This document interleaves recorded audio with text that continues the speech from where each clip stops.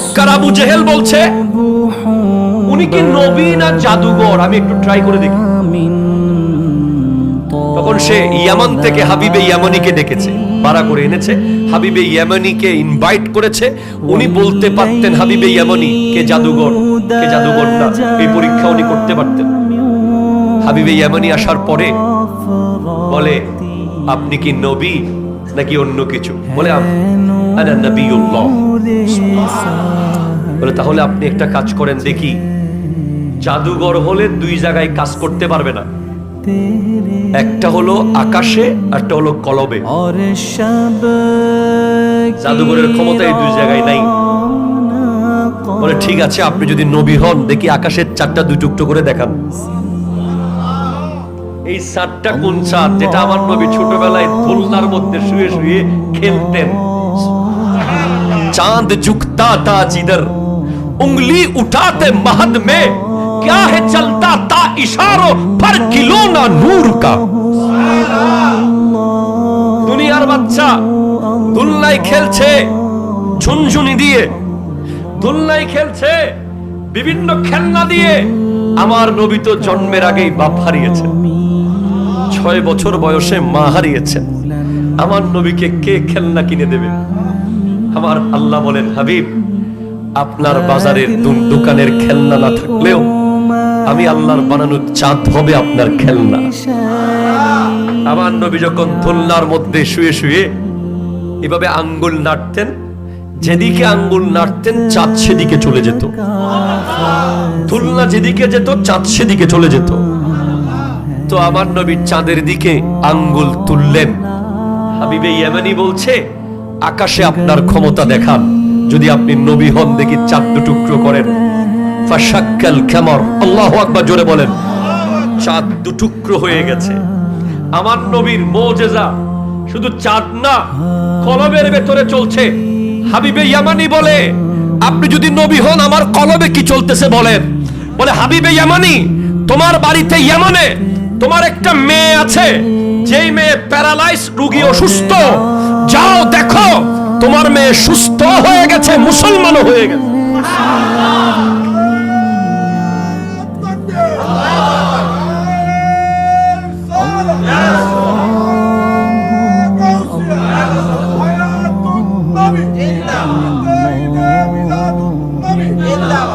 একটু চিৎকার দিয়ে বলেন না সুবহানাল্লাহ। হাবিবে ইয়ামানি আবু জেহেলকে বলে কথা পরে কমু, আগে যাই। যেই মেয়ে বিছানা থেকে উঠতে পারে না, সেই মেয়ে কেমনে সুস্থ হইল দেখি। যায়া দেখে দরজায় যখন নক করেছে, ওই প্যারালাইজ মেয়ে এসে দরজার খিল খুলে দিছে।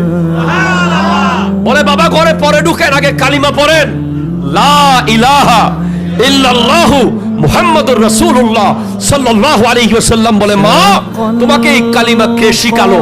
বলে একটু আগে একটা নুরানি চেহারাওয়ালা জাত এসে আমাকে দোয়া করে সুস্থ করে দিয়েছে, মুসলমানও বানিয়ে দিয়েছে। আপনি অবাক হবেন, আমার নবী যখন উহুদ পাহাড়ে উঠেছেন, সাইদা রাসূলুল্লাহ সাল্লাল্লাহু আলাইহি ওয়াসাল্লাম উহদান ফারাজাফা বিহিম فقال النبي صلى الله عليه وسلم اسقط احد فانما عليك نبي وصديق وشهيدان। উহুদ পাহাড়ে যখন আমার নবী উঠলেন, উহুদ নবীকে পেয়ে নাচা শুরু করে দিয়েছে। নবীজি বলছেন জাবালুন উহুদুন ইউহিব্বুনা ওয়া নুহিব্বু ওয়া হুয়া বাবুম মিন আবওয়াবিল জান্নাহ। উহুদ পাহাড় আমাকে ভালোবাসে, আমি উহুদ পাহাড়কে ভালোবাসি। উহুদ পাহাড় আমার কথা শোনে, কথা বুঝে, আমার সাথে কথাও বলে। উহুদ পাহাড়ে আমার নবী উঠার পর যখন উহুদ পাহাড় নাচা শুরু করলো, নবীজি বলছেন উসবুত উহুদ, উহুদ তুমি থামো। ফাইন্নামা আলাইকা নবিয়্যুন, তোমার পিঠের উপরে একজন নবী দাঁড়িয়ে আছে। ওয়া সিদ্দীকুন, একজন সিদ্দিক দাঁড়িয়ে আছে। ওয়া শহীদান, দুজন শহীদ দাঁড়িয়ে আছে। শহীদ হওয়ার 24 বছর আগে নবী বলে দিয়েছেন শহীদ দাঁড়িয়ে আছে। আমার নবী যাবেন হিজরতে।